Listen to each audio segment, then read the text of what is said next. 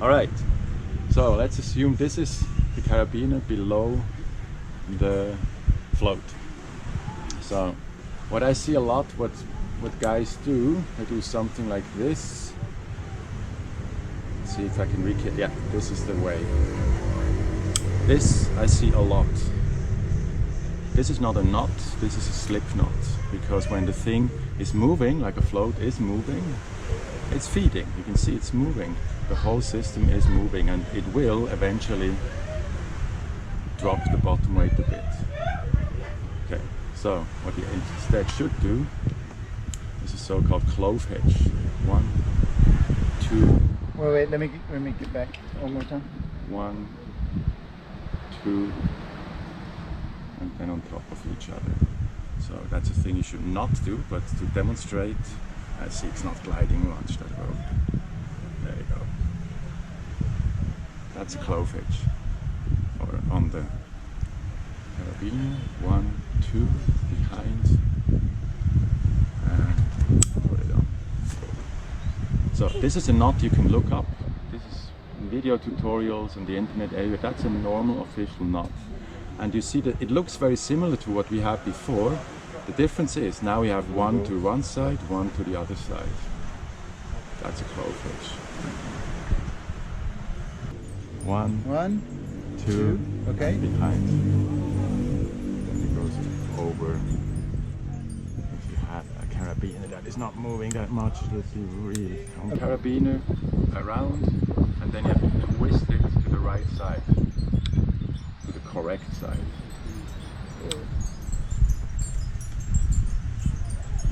You never, that's the same clove hitch like before, and you will never have a load on your hands while doing that. And the best thing of it is your fingers are never in the hitch. Let's do the first one. Over it, pinch, and that's the loaded end. To the front, go to the correct side. It's twisting back. Voila, there's a clove hitch. Now, ideally, under the float you have 2 carabiners, not only one. Because let's say that's now your beginning of the session, you're teaching 10 meters the rope, and then you have talented divers, so you want to set the rope 2 meters deeper. If you have a second carabiner, all you do is you pull out 2 meters from the float. Here it's not under load, so you can do the clove hitch. Nothing is loaded here, so you can do the clove hitch in the wild. Put it over your second carabiner, and then release the other one. Just release this one. Boom, weight goes down 2 meters. Alternatively, if you need to pull up the rope by 2 meters or whatever, you just pull. It's loaded. You get it over here, and you're safe. In case anything goes wrong and you drop it, it only drops to here. So then you do again your go around, wrong side, right side. Now it's set to the new depth, and you can take that back into the float. Makes your life way easier. Okay? So that's the clove hitch and how to use 2 carabiners to change the depth. Then another very important knot is the bottom weight. So, you know all this knot here, right? That is a bowline. A bowline is not exactly a recommended knot, because a bowline works like this, go around. Ideally you have a rope that is molten at the top, so it doesn't open up. Here. The bowline has the same problem like the wrong knot we had up there. If it's not under load, it opens up and you can lose a bottom weight. Okay? So, you have 2 options there. The official option is, instead of just doing whatever trick you use now, the frog is jumping out the of lake in the snake. The lake in the and so on. So instead of just doing 1 loop, you're making again a clove hitch, and the rest is exactly the same. This is a water bowline. The The water bowline also is loose when it's not under load, but chances that this will open up is super slim, and as it is under tension, this will move up, up, up, up, up, up. And after 1 or 5 minutes into the session, your knot looks like this, and this is not going to go anywhere. I, however, have another favorite which is not in the books. I don't even know if it has a name. I call it the double bowline.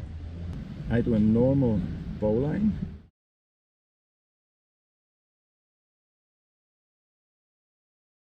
And then instead of going straight back, which would be a normal bowline, I just go one more time around the rope. And then you have this. So I don't know if this has a name or if it's in use anywhere else. I learned this from my instructor trainer. Hi Richard, good job. So yeah, I use this one. Very aware that if it's not an official knot as far as I can tell, but maybe someone can tell us what it actually is. Okay? And there's a loop here. Excellent. Which knot are you going to use for that? Modified bowline.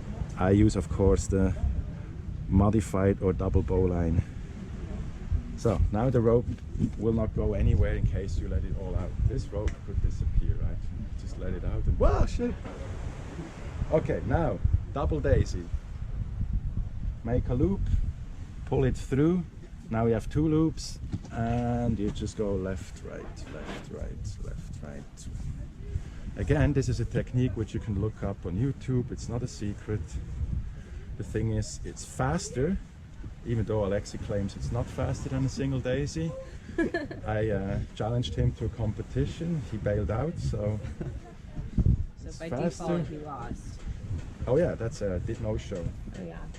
And it's about half when it's braided. It's about half. So Prep once for you get close to the tennis ball, all you do is 2 half hitches. That's a little short. You need a little more. So 2 bunny ears, 1 half hitch. Oops, 1 half hitch, and a second half hitch. There you go. That's how you put it away. So that's a double daisy. Okay. So that's how you put it away. So let's assume this is not 4 kilos, that can be 8. By the way, here in the tropics, 7 kilos is enough for teaching, maybe 8 for free immersion. We don't use usually more. For performance-wise, free immersion, you might use 10, but you don't need 10 to log around 10 for teaching.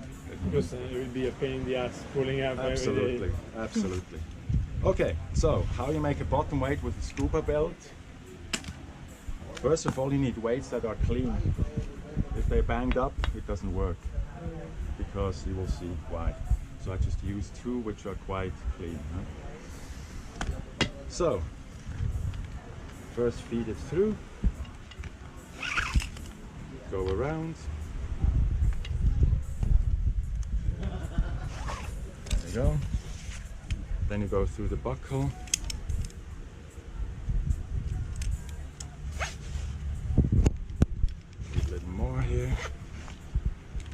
A little more. There you go. That's about right.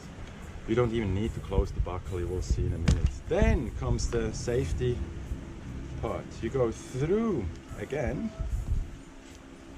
Straighten it and pull it through that loop.